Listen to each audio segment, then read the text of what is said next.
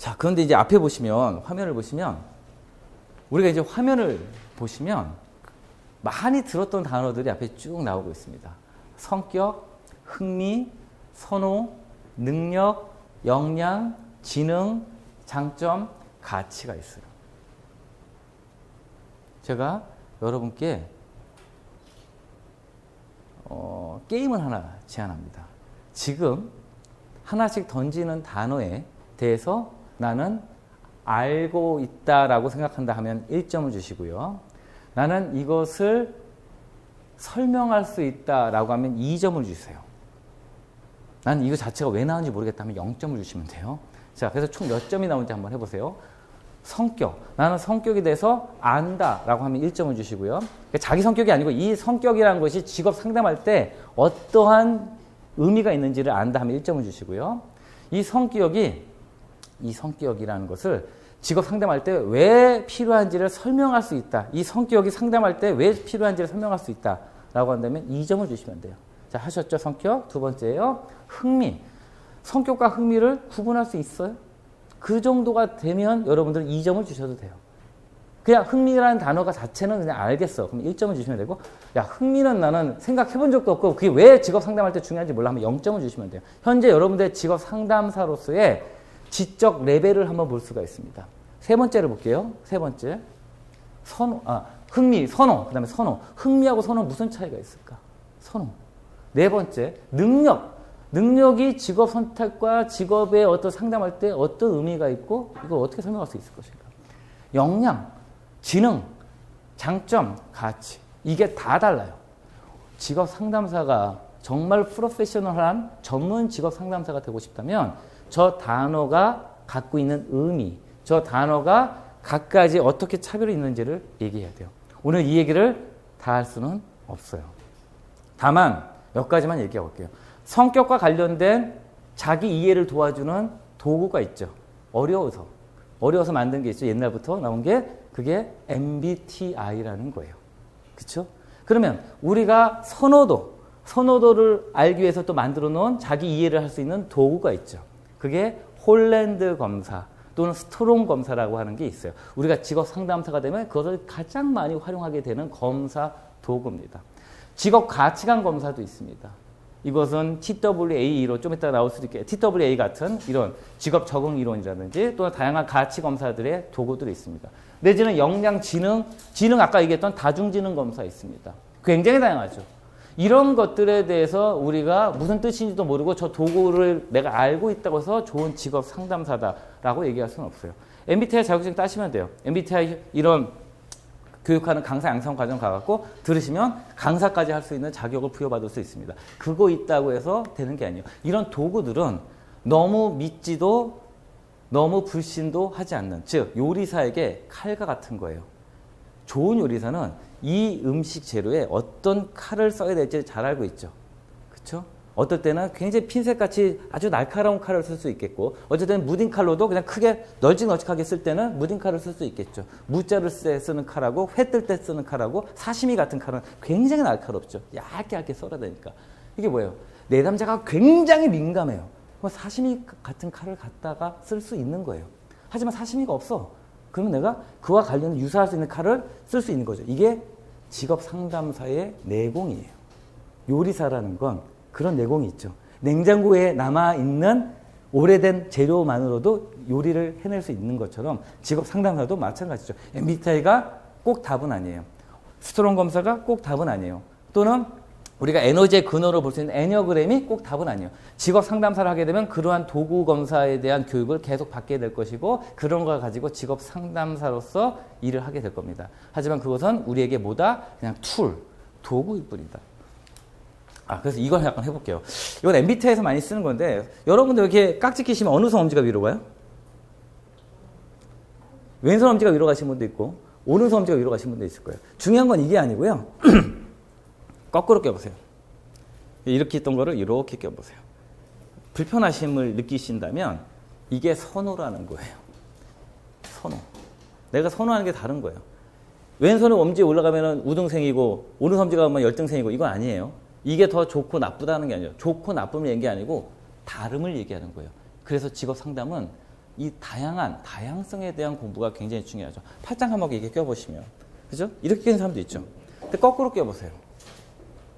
안 된다고 해서 장애가 있는 건 아니에요. 네, 너무 이렇게 힘들어. 안 될 수도 있어요. 이게 뭐예요? 다른 거예요. 편한 거예요. 그래서 직업 선택을 할 때 이런 갑론을박들이 있어요. 잘하는 걸 해야 됩니까? 선생님, 직업은 잘하는 걸 해야 돼요? 편한 걸 해야 돼요? 답이 없죠. 잘하는 게 편한 사람이면 잘한 거 하시면 돼요. 좋아하는 게 편한 사람은 좋아하는 거면 돼요. 그럼 빛나는 거예요. 거북이가 편한 곳은 어디예요? 산과 바다를 다 왔다 갔다 하는 게 제일 편하면 그걸로 직업을 삼으면 돼요. 근데 아까 얘기했던 토끼와 거북이 얘기의 문제가 뭐예요? 거북이가 산에만 있어요. 빛나지 않아요. 죽도록 산에서 계속 열심히 살아야 돼요. 주 5일 근무인데 5일 근무를 못 해요. 주 7일 근무를 해야지 겨우겨우 따라가요. 그래서 적당히 중간은 하면서 살아가요. 이게 행복하냐? 행복하지 않아요. 요즘 직업 상담의 트렌드가 있어요. 어떤 쪽의 트렌드를 잡고 있냐면 그 직업이 이 내담자에게 행복한가? 돈을 많이 버는 건 두 번째 문제. 요즘에 있어서 특히나 그래요. 사회복지가 잘 되고 세상이 살아갈 만한 그 국가가 되면 그 직업이 당신을 행복하게 만듭니까를 물어봅니다. 그 직업을 돈이 많이 법니까? 즉 의대를 가서 불행한 애들은 의대 보내는 것은 좋은 게 아니죠. 그래서 직업 선택은 진로라는 단어와 같이 굉장히 다양하게 지금 폭넓게 영역에서 넓어지고 있고 이런 직업들은 앞으로 전문가들을 굉장히 요구하게 될 것이다. 따라서 직업 상담사 자격증 있는 것 하나만으로 내가 이 직업을 영위할 수 있을 것이다. 착각해서 빨리 벗어나셔야 돼요. 계속 공부하시고 어떤 한 분야의 전문가로서 자기 브랜드를 창출하고 가치에 대한 것을 만들어가는 것이 굉장히 중요합니다. 저에 대한 거예요. 아까 얘기했던. 저는 일단 MBTI 코드가 ENFJ예요. 뭐 이 코드를 모르셔도 돼요. MBTI 배우는 건 어려운 게 아니에요. 그리고 웹건스 같은 거 해보시면 바로바로 나와요. ENFJ는 지금 보시는 것처럼 어떤 스타일이냐면 언변이 능숙하고 추진력이 좋아요. 네. 제가 언변 능숙한가요? 네. 제가 언변이 좀 말로는 잘 안 져요. 그래서 언변이 능숙하고 추진력이 좋죠. 이게 홀랜드 스트롱 검사예요. 이제 스트롱 검사하면은 SEA가 나와요. 사회형에다가 그 사업가형에다가 그러니까 이게 성취형이죠. 그 다음에 예술가형이 나와요. 주는 이게 지금 뭔지 몰라도 상관은 없습니다. 중요한 건 이런 도구를 통해서 아까 제가 요리사의 칼과 같다고 했죠. 저를 이해하는데 이렇게 두 가지 도구를 썼어요. 세 번째가 애니어그램이라는 거예요. 애니어그램은 사람의 에너지를 가슴형, 에너지가 가슴에서부터 나오는 심장에서부터 나오는 사람이 있고 머리형, 에너지가 머리에서 나오는 사람이 있고 장형, 에너지가 본능에 의해서 나오는 사람이 있다. 그러니까 애니어그램을 우리가 이해할 때 가장 쉽게 드는 예가 이런 거죠. 자기 남동생이 누구한테 얻어맞고 막 울면서 들어와요. 그러면 가슴형은 어때요? 일단 안아주죠. 아프지. 이게 가슴형들이죠. 머리형은 어때요? 누가 널 왜 언제 어떻게 때렸어? 이거 물어보는 게 머리형이에요. 장형은 어때요? 어떤 새끼야? 이러면서 이게 장형이죠. 이것도 뭐예요? 이것도 일종의 자기를 이해하는 도구예요. 그래서 9가지의 에너지의 그러니까 3가지의 근원에서 3가지에 다시 날개 3가지를 더 갖고 가는데 저는 2번에 3번이에요. 2번에 3번은 조력과의 동기부여자예요. 조력을 하는 거 좋아하는 에너지가 있어요. 그러니까 남을 돕는데 기쁨을 느껴요. 그러니까 직업 상담사로서 저는 굉장히 잘 맞겠죠. 그 다음에 뭐예요? 3번. 자, 동기부여자. 그러니까 퍼실리테이터라고 하죠, 요즘에. 이 사람이 자꾸 뭔가 동기부여갖고 제가 제일 좋아하는 말이 뭐예요? 덕분에. 선생님 덕분에 취업했어요. 선생님 덕분에 제가 용기를 얻었어. 막 이러면 막 마약 맞은 것 같아요. 막 기분이 너무 좋아서 잠을 못 자고 막 이걸 저도 초창기에 했는데 페이스북이나 카카오톡에 막 올리고 싶은 거예요. 이걸 캡처해서 내가 이만큼 사람들한테 기쁨을 주는 사람이야. 이거 올리고 싶은데 올리면 어때요? 재수없다고 그러죠? 안 올려요. 저는 많이 받아도 안 올려요. 초창기에 많이 올렸죠. 저 이렇게 사람들한테 도움 주는 사람이에요. 이게 기쁨인 거예요. 그러니까 어떤 사람은 돈으로 자기를 막 보여주고 싶은 사람이 있어요. 나는 이렇게 돈을 많이 벌어. 나 이런 차 갖고 다녀. 이런 사람들인데 저는 그런 것보다는 사람들이 저한테 덕분에라고 얘기하면 그걸로 며칠 동안 굉장히 기분이 좋은 사람이죠. 자, 이게요. 그 다음에 4번째가 영어로 돼 있지만 어렵지 않죠? 슬로우 스타터. 저는 저를 표현할 때 이 슬로우 스타터라는 단어를 찾기가 쉽지가 않았어요. 저에 대한 아까 소크라테스가 얘기했던 너 자신에 대해서 알라고 했던 그래서 저에 대해서 계속 생각하고 이런 도구를 바탕으로 제가 살아왔던 시간들을 정리해 보니까 제가 슬로우 스타터더라고요. 모든 게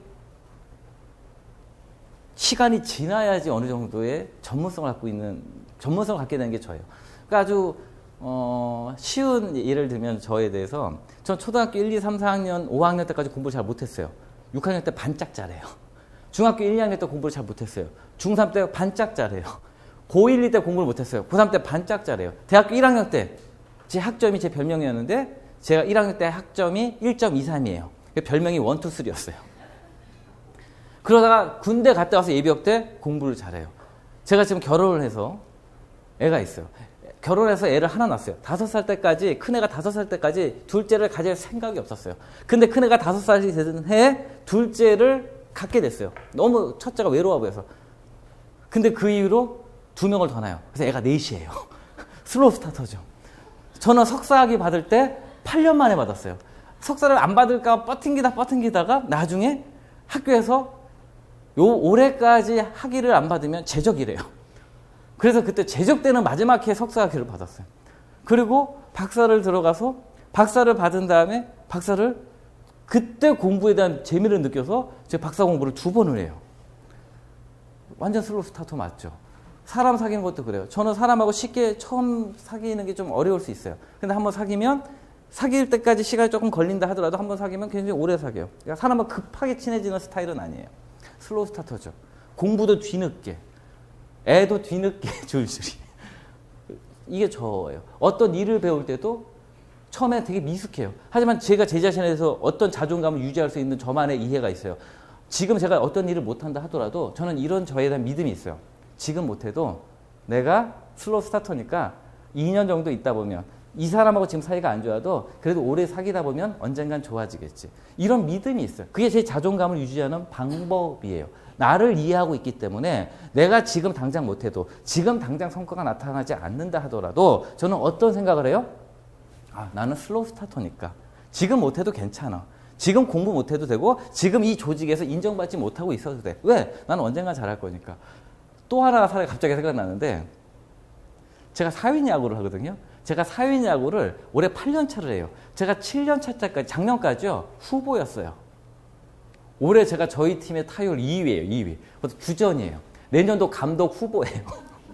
완전 슬로우 스타터. 제가 야구를 얼마나 못했냐면 공이 저한테 오질 않기를 바랬어요. 왜? 오면 맨날 놓치니까요. 오지마. 공이 와요. 그러면 어떻게 해야 돼? 하다가 놓쳐요. 그러면 욕 바가지로 먹어요.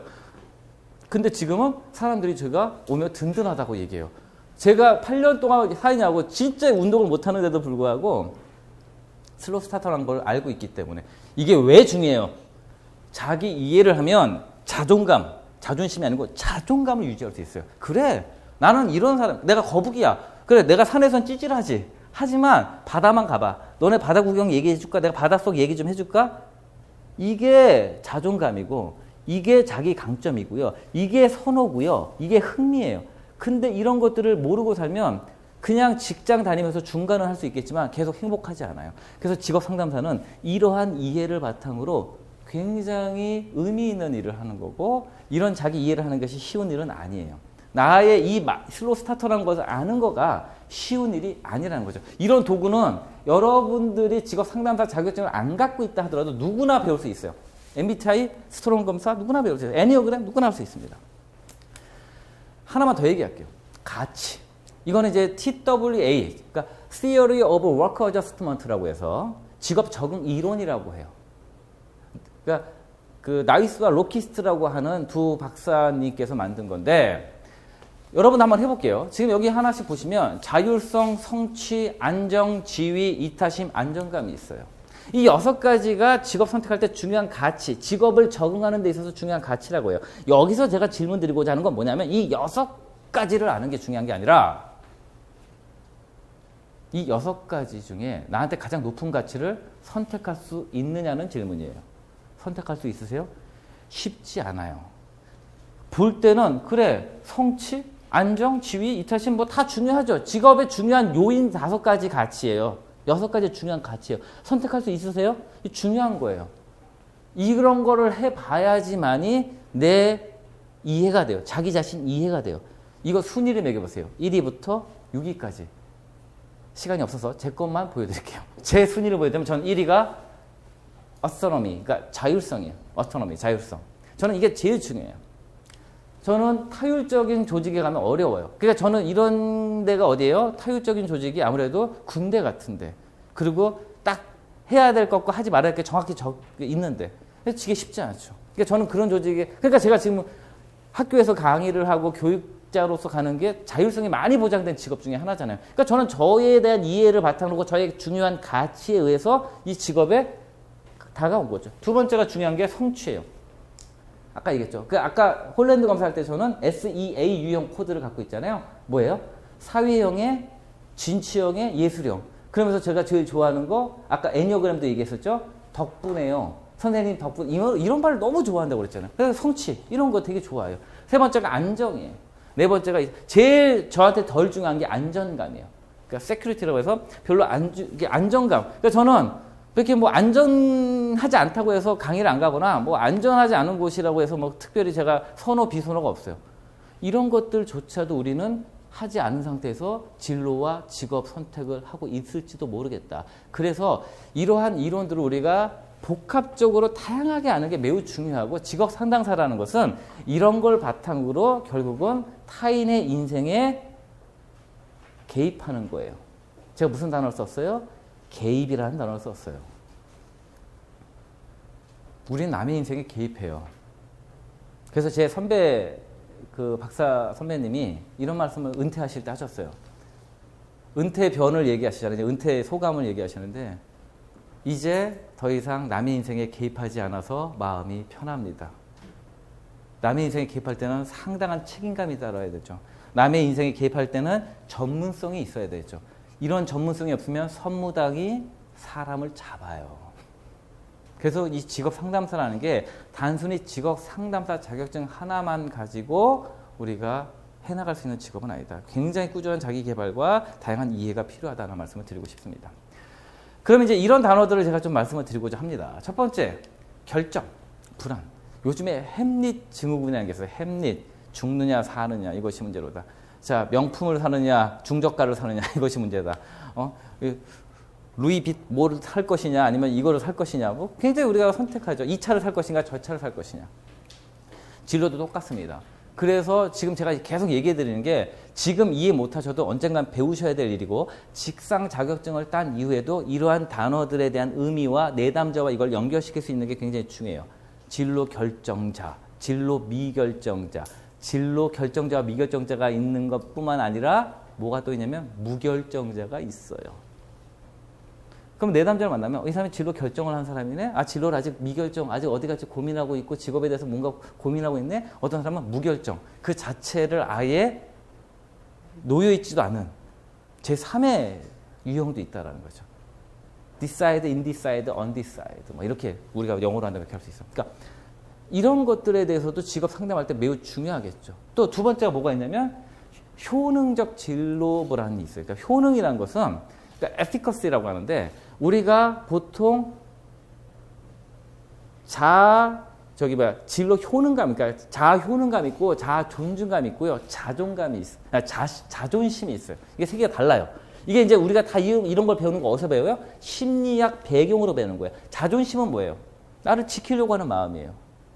나쁘지 않아요. 나를 지키려고 하는 거, 나에 대해서 내가 스스로 나를 좀 지키고 나에 대해서 좀 나의 존중보다는 나를 좀 스스로를 지키는 마음이죠. 자존감은 그렇죠? 나에 대한 존중하는 마음들, 나를 사랑하는 마음들. 효능감은요. 자존감과 효능감은 또 달라요. 자아 존중감이 있고요, 자아 효능감이 있어요.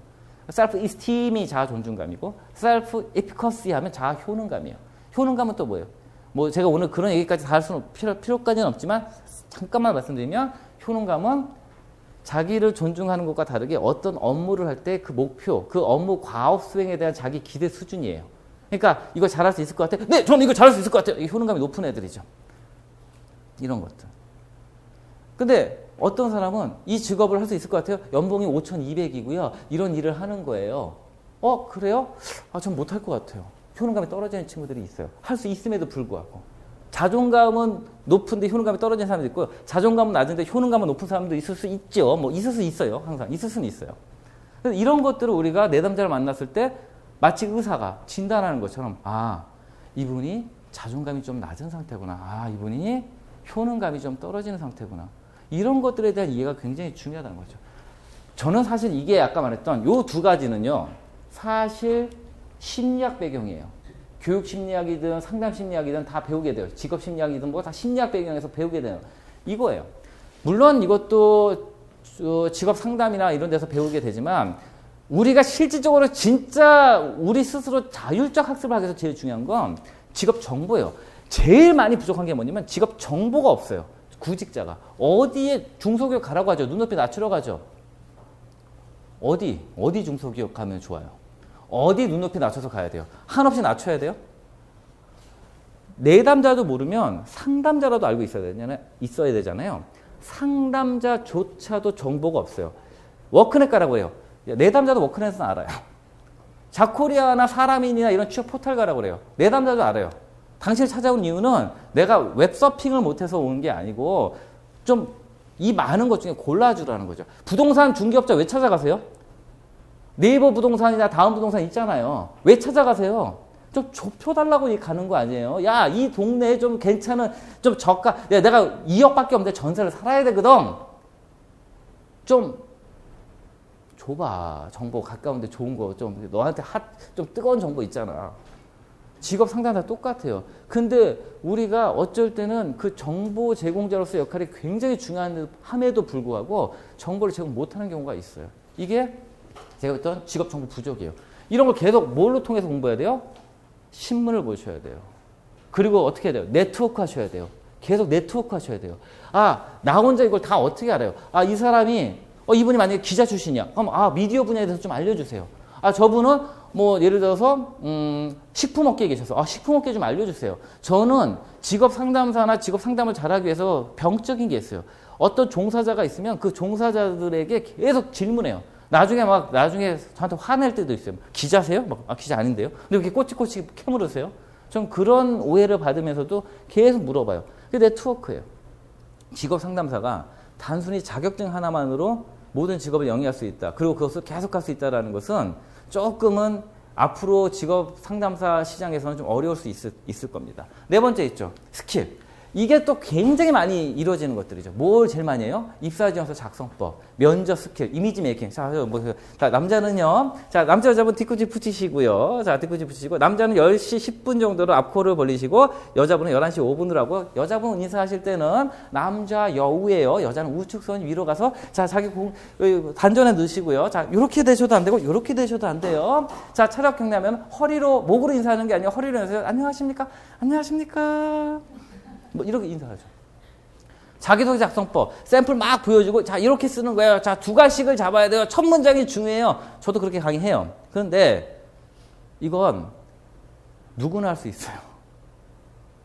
그리고 이걸 스킬 교육이라고 해요. 스킬 교육은 어느 사람한테 통하냐면 자기 이해가 돼 있고 직업 정보가 갖춰져 있는 상태에서 가고자 하는 곳에 명확한 자기 목표 의식이 있을 때 그때 스킬이 필요한 거예요. 그때 원 포인트 레슨이 들어가는 거예요.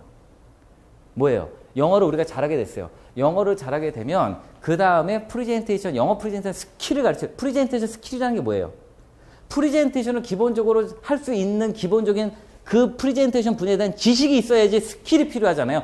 나에 대한 지식이 없어요. 직업에 대한 지식이 없어요. 근데 스킬만 배웠어요. 이게 직업 상담사들이 우리가 단계적으로 접근해야 될 필요성이에요. 스킬이라는 건 기본적으로 내가 내담자에 대한 이해 또는 그 직업에 대한 이해 이게 다 있어. 그 다음에 이 사람이 부족한 게 몇 가지가 있어. 그때 스킬을 그때 알려주는 거예요. 기본이 갖춰져 있을 때 스킬을 가르치는 거예요. 이력서와 면접 이미지 메이킹이라는 것은 필요합니다. 필요한데 언제 필요하냐? 기본이 갖춰진 상태에서 이로써 스킬이 필요한 거예요.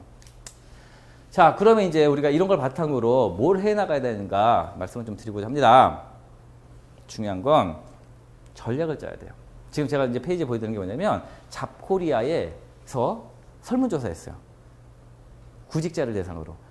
취업에 실패하시면 어떻게 하시겠습니까? 라고 했을 때 우리나라 구직자가 가장 많이 선택하는 것이 눈높이를 낮추겠다요. 일단 제가 꿈을 꾼 것 같아요. 연봉 4천은 어려운 거 알게 됐어요. 그래서 4년제 대졸자의 마지막 자존심 2,600까지 제가 양보할게요. 이게 서울 기준이죠. 경기 인천은 2,400. 그렇죠? 그 충남 대전권으로 가면 한 2,200. 호남권, 영남권으로 가면 한 2천, 제주권 가면 2천도 무너질 때가 있어요.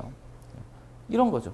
자기 연봉 수준, 눈높이를 낮추겠다. 저 대기업만 생각했는데, 제가 낮출게요. 제가 중견기업까지 생각했는데, 중견기업에서 더 낮출게요. 제가 집 근처만 생각했는데, 좀 더 낮출게요. 이 눈높이를 낮추는 거예요. 자, 취업이 실패하면 원인 파악을 해야 되는데, 뭘 하냐면, 자기를 낮춰요. 여러 번 찾아가요. 선생님, 저 상담 좀 해주세요. 그러니까, 너 희망 연봉이 얼마야? 저 4천이요. 너 정신 나갔구나. 이게 직업 상담이 아니죠. 너 낮춰야 돼. 너를 알아야 돼. 너 소크라테스가 뭐라고 했는지 알아? 네 자신을 알라고 그랬어. 네가 4천짜리로 보여? 너는 2,400짜리야. 용하지 선생님. 이렇게 하면 안 되겠죠. 그 내담자를 낮추면 안 되잖아요. 내담자한테 너 눈높이를 낮춰. 너 아니야. 너 4천짜리 아니야. 이 눈높이 본인도 그렇게 가서도 안 되고 상담자도 내담자한테 그렇게 해서는 안 되겠죠. 낮추라. 물론 현실에 대한 정보를 바탕으로 타협은 필요해요. 타협은 필요할 수 있어요. 그러니까 어떻게 해요? 자, 지금은 이게 4천이 어려운데 이런 방법을 통해서 이렇게 갈 수 있는 4천에 갈 수 있는 방법이 있어. 자, 부동산 중개업자도 똑같아요. 1억밖에 없어요. 1억을 갖고 왔는데 1억 갖고 전세를 얻겠대요. 정신 나가셨네요. 이러면 안 되겠죠. 자, 1억짜리로는 여기서 조금 역세권에서 떨어지면은 그러니까 소위 말해서 이제 우리가 보통 원룸이라고 하는 거, 아니면 투룸이라고 하는 것들을 역세권에서는 어렵습니다. 전세로 구하긴. 하지만 역세권에서 마을버스 타고 한 5분 정도 가면 이런 데는 있을 수 있어요. 요게 상담 기술 아니에요? 요게 스킬 아니에요? 그 중개업자들한테 우리가 하는 직업 상담도 크게 다르진 않아요.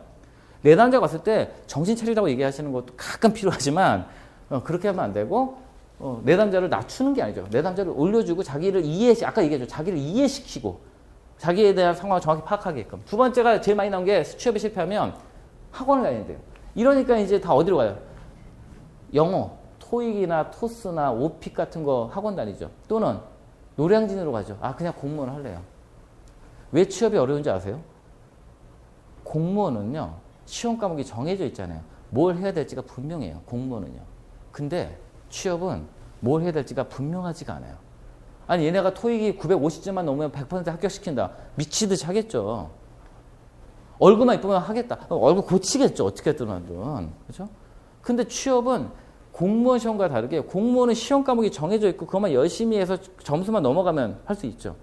근데 취업은 달라요. 직상을 따신 분들이 제일 갖고 있는 큰 어려움이 거기에 있어요. 직상만 따면 모든 게 될 줄 알았는데 우와 갔더니 경력 1년 이상이래. 야, 경력 1년 이상이면 내가 직상을 나를 취업시켜줘야지 경력 1년을 갔던지 말던지 할 거 아니야. 야, 자격증 땄으면 그런 기회라도 줘야 될 거 아니야. 그러니까 현실은 어때요? 무보수로 근무하긴 하는 거죠. 그래서 열정 페이를 받고 하죠. 이런 것들이 현재 갖고 있는 어려움들이에요. 직상을 갖고 있을 때. 그러니까 학원을 다닌다는 거죠. 직업을 갖고 싶어서. 세 번째가 뭐예요? 시간 확보죠. 아르바이트를 하면서 내년을 노리겠다라고 얘기해요. 이게 다 뭐예요? 오늘이 안 되면 오늘 할 일을 내일로 미루자죠. 오늘 안 되면 내일 하면 되지 뭐. 올해 안 됐으면 올해 하반기 안 됐으면 내년 상반기 하면 되지. 직상? 이번에 1차 안 됐으면 내년에 1차 다시 보면 되고 1차 안 됐으면 2차 다시 보면 되고 이런 것들이 시간을 확보하는 거죠. 근데 제가 이 얘기를 왜 꺼냈냐. 직업 상담사에서 가장 중요한 것 중에 하나가 전략을 짜주는 컨설턴트 역할이 있어요. 제가 얘기했죠. 직업 상담사는 심리학적 배경과 HR적인 배경, 그 다음에 전략가로서의 역할이 있어요. 그럼 뭐예요? 취업이 안 되면 내담자들은 이렇게 반응해요. 그냥 눈높이 낮출게요. 두 번째, 스펙을 높일게요. 세 번째, 시간을 확보할게요. 근데 실제로 취업 실패한 사람들이 나와야 될 답변 중에 하나가 뭐예요? 실패 원인을 분석해야 돼요. 그게 전략이죠. 왜 안 되는가? 너는 왜 안 되는가? 네가 혹시 정보가 부족해서 안 될 수도 있어. 너가 갖고 있는 자기에 대한 이해 부족해서 안 될 수 있어. 네가 토끼와 거북이가 아까 얘기했던 거북이가 토끼하고 계속 싸우는 게 산에서 싸워. 야, 그거 잘못된 거야. 코스를 섞어. 산하고 바다하고 반반 섞어. 산하고 강하고 반반 섞어. 그럼 너 토끼 이길 수 있어. 이게 전략이에요. 근데 죽어라. 야, 넌 안 돼. 네가 어떻게 토끼를 이겨? 이게 전략이라는 거예요. 전략. 직업 상담사는 전략이 매우 중요해요.